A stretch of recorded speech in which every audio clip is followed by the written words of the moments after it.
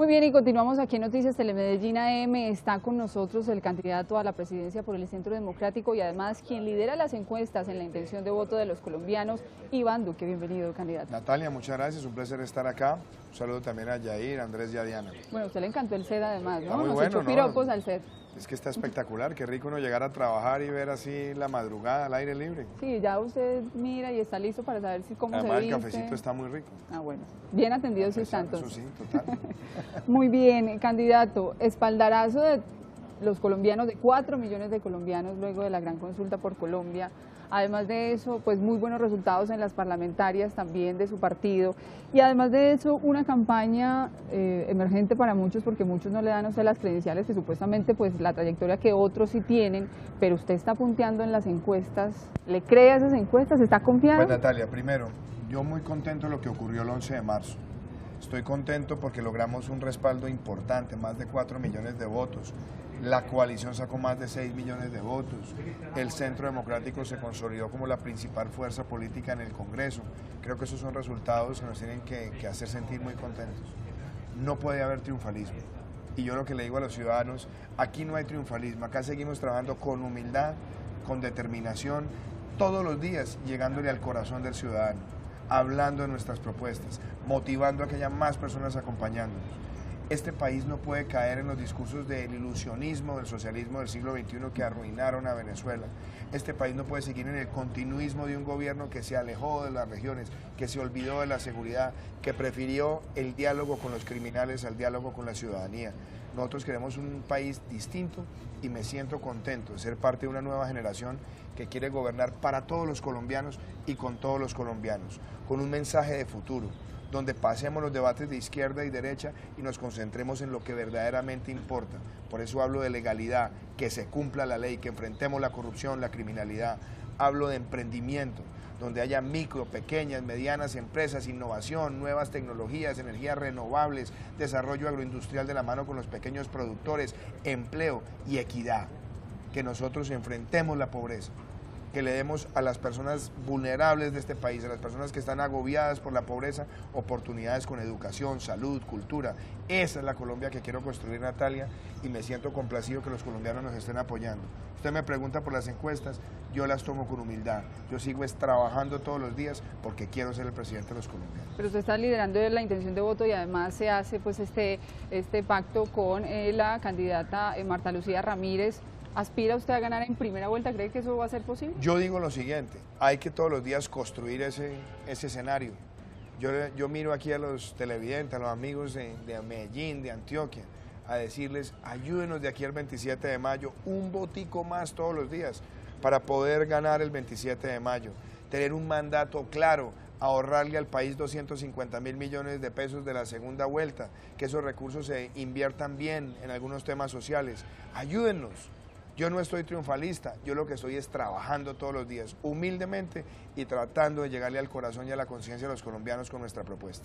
Muy bien, doctor, vamos a hablar entonces de su plan de gobierno y vamos a empezar por un tema pues, bastante importante, sobre todo por los hechos que han sucedido recientemente, y es el tema de las FARC y el acuerdo de paz. Usted ha hablado abiertamente que usted le va a hacer cambios a ese acuerdo en caso de que usted llegara a ser presidente de la República. Yo quisiera preguntarle por esos cambios, pero puntualmente también hacer un análisis previo. Después del triunfo del no en el plebiscito, pues tuvieron la oportunidad, además lo lideró su bancada, de hacer algunas modificaciones, también pasó por el Congreso de la República, con el fast track ante la Corte Constitucional y ese fallo no se votó en bloque, entonces también ahí hubo, digamos, participación en ese tema y además con torpezas, pero ya hay unos resultados de ese posconflicto. ¿Cómo hacer esos cambios sin que se pierdan esos beneficios? Varias cosas, Natalia. Yo siempre dije, ni trizas ni risas. Aquí no se trata de destruir el proceso. Porque hay gente que está temerosa también. Se trata de hacer reformas. ¿Qué digo yo? Toda la desmovilización, el desarme y reinserción de la base de la FARC, bienvenida. No queremos que esas personas sigan en la violencia y que puedan hacer una transición a la sociedad sin reincidencia. Eso es una parte fundamental. Garantizar la protección. A mí me parece que esas son conquistas relevantes. Pero no nos digamos mentiras. Miremos lo que ha pasado. Lograron que el narcotráfico quedara como un delito conexo al delito político y por ende amnistiable si es para financiar, promover y prevenir la rebelión y ocultar la rebelión, perdón. Y entonces por esa vía el narcotráfico se está convirtiendo en un mecanismo donde los grupos armados ilegales todos quieren revestirse de ideología para fungir de rebeldes cuando están en el narcotráfico. Miren lo que ha pasado con las famosas autodefensas gaitanistas. Aquí se necesita llegar el 7 de agosto pensando en el futuro de Colombia y hacer una reforma constitucional, presentarla ante el Congreso para que el narcotráfico no sea un delito amnistiable. Pero usted habla de esa constituyente y eso se podría No, eso es a través del hasta... Congreso, no es constituyente, Okay. es llegar al Congreso con un acto legislativo y que quede claro que el narcotráfico no es un delito amnistiable. La otra cosita, ese cuento de que la sustitución y la erradicación es voluntaria y no obligatoria se está prestando para que el país viva expandiendo el área cultivada. Estamos en más de 200.000 hectáreas y yo quiero ser enfático a lo que pasó la semana pasada. ¿Por qué Santiche está narcotraficando? Pues porque las FARC nunca entregaron la información. ¿Dónde está la información de las rutas? ¿Dónde está la información de los laboratorios, de los socios, del lavado de activos, de los abastecedores? No está. Y aquí hay que garantizar que la FARC de inmediato entregue esa información y al que esté en el narcotráfico se extradita y ligero. Y hay que decirle a los colombianos, armas escondidas que no fueron entregadas para su destrucción y dineros escondidos que no fueron entregados para reparar a las víctimas, debe implicar que los cabecillas pierdan de inmediato también todos los beneficios y les caiga el peso de la ley. Y mi último temita, yo no me opongo a que haya participación política, pero no de criminales de lesa humanidad. Los que defendieron el sí, los institucionales que defendieron el sí, dijeron que los cabecillas nunca llegarían al Congreso sin ir a la JEP, sin reparar a las víctimas, sin decir la verdad y sin cumplir las penas. Ya llegaron. Pero uno de ellos era Santiche. Entonces, a examinar la Justicia Especial para la Paz. Claro, es que se tiene que examinar por una sencilla razón. ¿Cómo le van a engañar al país? ¿Cómo van a violar compromisos internacionales permitiendo que quienes han cometido los delitos graves lleguen al Congreso sin haber reparado, sin haber dicho la verdad y sin haber cumplido siquiera las penas transicionales que ellos mismos tenían? Ahí lo que hay que buscar es la total incompatibilidad entre la sanción y la representación política y que representen políticamente a otros que no tengan estos delitos a cuestas. Candidato, buenos días, gracias por estar con Buenos Noticias días, Telemedellín AM. Hacemos un recuento de varios puntos que usted ha trazado: legalidad, educación, salud, grandes bloques de su propuesta. Emprendimiento también, va a haber un eje que va a estar encaminado a este tema, y continuar con esos diálogos en proceso de paz con las FARC. Hablemos un poco acerca de cómo se reforzará esa estrategia de seguridad, hablando más específicamente en un panorama local, en la seguridad urbana en Medellín. Mire, yo le hablo, por ejemplo, desde el corazón.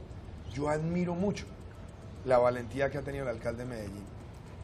Federico Gutiérrez asumió, además, un gobernante también de esta generación, que asumió un compromiso de estar cercano al ciudadano y identificó varias cosas. Hay muchos criminales que están en las calles que no han sido puestos al conocimiento de la ciudadanía. Hay que hacerlos visibles. Y empezó a denunciar lo que estaba pasando con las oficinas, con los combos y a perseguirlos. Y el alcalde ha tomado una decisión clara: utilizar mejor la inteligencia, utilizar la cooperación ciudadana para llegar a esas estructuras, infiltrarlas y desmantelarlas. Eso lo queremos hacer. La densidad de la fuerza pública. En el país estamos por debajo del indicador de Naciones Unidas, que son 300 policías por cada 100.000. Promedio nacional son 268. Una ciudad como Bogotá tiene 232. Se necesita tener mejor presencia, mejor tecnología y algo que también ha empezado a ocurrir en Medellín que estamos promoviendo: la denuncia electrónica.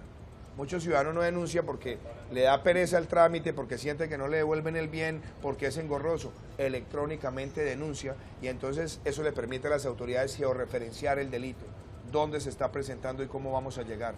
Y hay un tema sensible en la discusión en esta campaña. Yo lo abrí. Acá en Medellín sí que saben lo que es el problema. Los jíbaros que están vendiendo droga en las calles están escudándose en la dosis personal. Cuando llega la policía, no, esta es la dosis personal, porque esconden el resto debajo de las bancas de los parques o lo encaletan en cualquier lado. Acá necesitamos prohibir la dosis personal, pero eso no implica que al consumidor de un cacho de marihuana lo van a llevar a la cárcel. No, señor. Cuando la policía encuentra a alguien en la calle que está portando la dosis mínima, la sanción es el decomiso inmediato, se lo quita. Si es recurrente, le pone la multa y al jíbaro a la cárcel. Pero necesitamos enfrentar ese fenómeno porque la drogadicción está creciendo mucho en Colombia y tiene una gran derivación de la criminalidad urbana. Hay que entrarle a ese tema también con mucha determinación. Candidato, buen día. Usted habla de la dosis personal. Muy bien, gracias a Dios usted. Bien, ¿cómo va todo? Usted habla de la dosis personal, la prohibición de la dosis personal, pero precisamente el expresidente Álvaro Uribe, hoy senador de la República, presentó dos proyectos. El primero lo tumbó la Corte porque tenía vicios de procedimiento y el segundo era incoherente según la Corte. ¿Cuál dices tú que tumbó la Corte? Él presentó dos proyectos para prohibir la dosis personal en el país, ¿cierto? ¿Como presidente dices tú? Sí, señor, cuando estaba de presidente. Y los dos han sido tumbados. ¿Cómo lograrla si la Corte en ese entonces también pidió que se creara la ley sanitaria? Hay una cosa, Yair. En el gobierno del presidente Uribe se aprobó una reforma constitucional que fue avalada, además, no solamente por una gran mayoría en el Congreso, sino además la Corte le hizo toda la revisión de forma al proceso legislativo. Ese acto legislativo es el 02 del 2009. ¿Qué busca ese acto legislativo? La prohibición de la dosis mínima en el porte y en el consumo. ¿Qué ha ocurrido? Han pasado 9 años y no se ha reglamentado. El proyecto de reglamentación se dejó a partir del año 2009 y este gobierno no lo quiso continuar. Hay que reglamentar. Ahora, hay que separar, que además lo dice el proyecto. El porte, confísquelo. El expendio, castíguelo con cárcel. Haga también una política de rehabilitación y de tratamiento al adicto, porque esto no es solamente un asunto de represión o de sanción, se necesita tratar al adicto. Y algo muy importante, Yair, todo lo que sean desarrollos con fines medicinales está aceptado también en ese acto legislativo. Y yo creo que eso permite tener una visión que es integral entre lo que es sanción, lo que es prevención, lo que es rehabilitación y algo vital, lo que es el uso con fines médicos pensando en muchas enfermedades. Bien, tocó un tema muy importante usted, candidato, la salud, uno de los temas que más preocupa según las encuestas y según el voz a voz, porque para nadie es un secreto que hoy por hoy muchos ciudadanos en el país se quejan de la salud. ¿Cómo va a resolver usted ese laberinto? Así lo tituló usted incluso en un artículo que escribió el año pasado, el laberinto de la salud. Hablamos de problemas de falta de médicos, de falta también de camas en el país. Hoy por hoy se necesitan más o menos 6 billones o más de 6 billones de pesos para solucionar los problemas del sector financiero en cuanto a la salud. ¿Qué va a hacer? Primero, hay que resolver el tema de las deudas acumuladas. Yo he hablado con muchos médicos en el país y les digo, bueno, ¿a ustedes cuál les parece que es la mejor política de salud? Y me decían, doctor, que nos paguen. Entonces, cuando miramos eso, lo que quiero impulsar es una ley de punto final. ¿Qué es una ley de punto final? Que miremos quién le debe a quién y cuánto. Y que tengamos un periodo de 36 meses para poner al día las cuentas del sistema. Esa puesta al día debe implicar que los aseguradores que se demoren más de 90 días en pagarle a la red hospitalaria para tener sanciones patrimoniales. Adicionalmente les voy a poner a la Superintendencia Financiera a respirarles también en la nuca para que cumplan la reserva técnica. Pero quiero entrar al tema del ciudadano. Muchas EPS abusan del ciudadano, muchas. Porque como les pagan por el número de afiliados, reciben el billete, prestan un servicio de mala calidad para maximizar sus beneficios. Yo quiero ser enfático y quiero que lo escuchen los televidentes. Nosotros vamos a cambiar el sistema de remuneración para que no se les pague solamente por el número de afiliados, sino por la calidad del servicio, acreditada por los usuarios, para que saquemos las malas EPS y se queden las buenas. Quiero ayudarle a los médicos que hoy en Colombia, después de haberse formado, llegan a la residencia y no les pagan. Hay que remunerar la residencia. Hay que tener precios de referencia en el servicio hospitalario y en la remuneración de los profesionales de la salud. Y dos cosas que a mí me estremecieron, si me dan un minuto. Mi padre estuvo sometido a un tratamiento de cáncer en Medellín antes de morir. Y vi a un señor que venía desde Urabá con un niño de 14 años que tenía que someterse a 50 quimioterapias. No tenían para el alojamiento, no tenían para la alimentación y no tenían para el transporte. A esos pacientes hay que tenerles un fondo de solidaridad para poder atender esas circunstancias. Y la otra, al paciente vulnerable, a las familias pobres de nuestro país, que muchas veces les toca desplazarse largas horas para ir a reclamar un medicamento en una EPS, hay que llevarles el medicamento a la casa para que tengamos solidaridad en el sistema de salud. Candidato, buenos días. Buenos días, Diana. ¿Qué tal? ¿Bien? ¿Cómo vas? Bueno, vamos a ver lo que la gente está preguntando en nuestras redes sociales, Muy que bien. también ahí tenemos oportunidad para que todos se comuniquen. Y una de esas preguntas que aquí ya ha llegado varias veces, reiterativamente, dice, ¿qué de cierto hay que va a eliminar la sustitución pensional? Y también se habla de la supervivencia, que mucha gente está ahí como confusa con eso. Falso de toda falsedad. Eso ha sido una noticia de esas falsas que han empezado a regar. Yo quiero hablar sobre lo que quiero hacer en materia pensional, pero empecemos por esa pregunta. Yo no voy a acabar con la sustitución pensional, por muchas razones. Primero, porque la sustitución pensional es una forma también de garantizarle a la pareja de quien ha tenido la cobertura, de continuar con la cobertura más allá en el tiempo. Sobre todo a muchas mujeres cabeza de familia en el país, muchas mujeres que además han estado compartiendo con su pareja y han estado en el cuidado de la familia, necesitan además la sustitución como un mecanismo de protección social hacia el futuro. Pero además, para ponerle un poquito de humor, si yo propusiera eso, la primera que no vota por mí es mi esposa. Entonces no voy a promover la sustitución pensional. No voy a aumentar la edad de pensión tampoco. El problema no es aumentar la edad. Lo que necesitamos en materia pensional es que haya más cobertura, más personas cotizando, y para eso se necesita más empleo formal. Y lo otro es que los subsidios no se queden para los ricos, sino que los subsidios en el sistema pensional lleguen a quienes más lo necesitan. Esa es una reforma que hay que hacer. Y hoy lancé un proyecto que pues lo volví a lanzar, digamos, lo he presentado en el pasado, que es el Fondo de Ingreso Mínimo Garantizado. Por cada niño que nace en los niveles 1, 2 y 3 del Sisbén, se apropia 3 millones de pesos en un fondo que lo administraría el Ministerio de Hacienda con criterios de rentabilidad competitiva. ¿Para qué? Para que cuando ese niño llegue a la edad de pensión, si está por debajo de la línea de pobreza, le garanticen un ingreso pensional de futuro equivalente a un salario mínimo legal vigente. Es una manera de tener prefinanciada Colombia Mayor, de tener prefinanciados los beneficios económicos periódicos, y nos cuesta 1 billón de pesos al año. Son 300.000 niños a 3 millones, 1 billón de pesos. ¿De dónde sale eso? Parte de las regalías y parte de asignación presupuestal, pero tendríamos una solidaridad futura impresionante en materia social. Ahí hay algunas de esas propuestas. Y la otra, acabemos con las competencias innecesarias y tengamos un sistema pensional que nos garantice hacia el futuro la cobertura. No voy a aumentar la edad de jubilación y no voy a acabar la sustitución pensional, Diana.